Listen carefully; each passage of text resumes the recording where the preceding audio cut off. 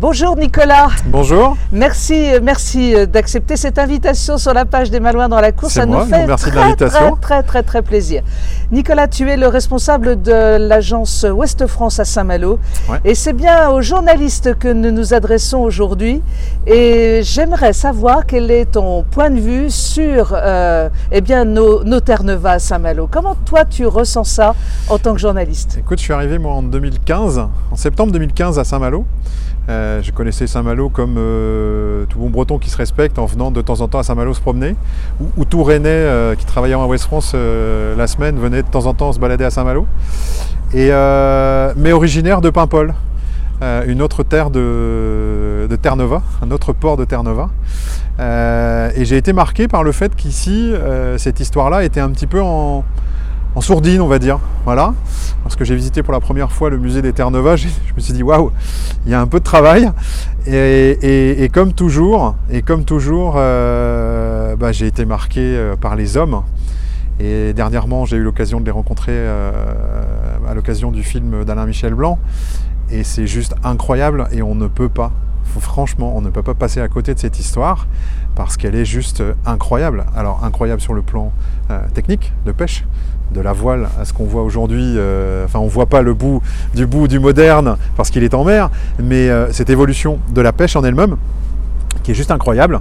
Et surtout les histoires de ces hommes qui n'étaient pas des hommes de la mer au départ pour la plupart d'entre eux, qui venaient plus des terres, de Mignac-Morvan, dans les Côtes d'Armor, du côté des alentours de Dinan, et qui parfois pour certains voyaient la mer pour la première fois lorsqu'ils embarquaient. Et je trouve qu'il y a là une histoire d'une richesse incroyable, à la fois, je me répète, technique, liée à la pêche, mais une histoire humaine qui est juste fantastique, et on a la chance vraiment à Saint-Malo d'avoir les derniers rescapés de cette pêche incroyablement rude, mais chargée d'émotions et d'histoires qui est juste incroyable. Alors c'est une histoire d'hommes, c'est une histoire d'armement aussi à Saint-Malo, avec des armements tellement connus, je pense à l'armement Plévin notamment. Comme tout le temps à Saint-Malo, il y a des histoires dans l'histoire, c'est forcément. Donc il y a toute cette histoire, c'est presque même ces légendes qui se sont agrégées à Saint-Malo, à son histoire de corsaire, à ses histoires de pêcheurs, à ses histoires et ses armateurs. J'ai eu la chance dernièrement de visiter la maison, une maison d'armateurs intramuros. C'était juste incroyable.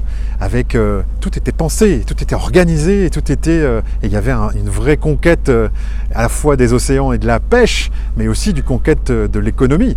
Et c'était juste incroyable. Et de temps en temps, on était à la fois des guerriers, puis après, on devenait les capitaines d'industrie. Donc l'histoire n'a pas beaucoup changé. On va consacrer toute la semaine prochaine à la vie des Terre-Neuve, la rudesse, parce que c'était vraiment une vie terrible à bord des bateaux. Et puis on va aussi donner la parole aux familles, aux femmes et aux enfants qui restaient à terre et qui devaient bien faire tourner la famille et la maison pendant l'absence du papa. Ouais. Merci beaucoup Nicolas. On est vraiment très heureux de t'avoir accueilli. On espère que tu reviendras nous voir. D'abord tu es chez toi. Quand vous voulez. Quand tu veux. Merci Nicolas. Merci. Merci. Au revoir.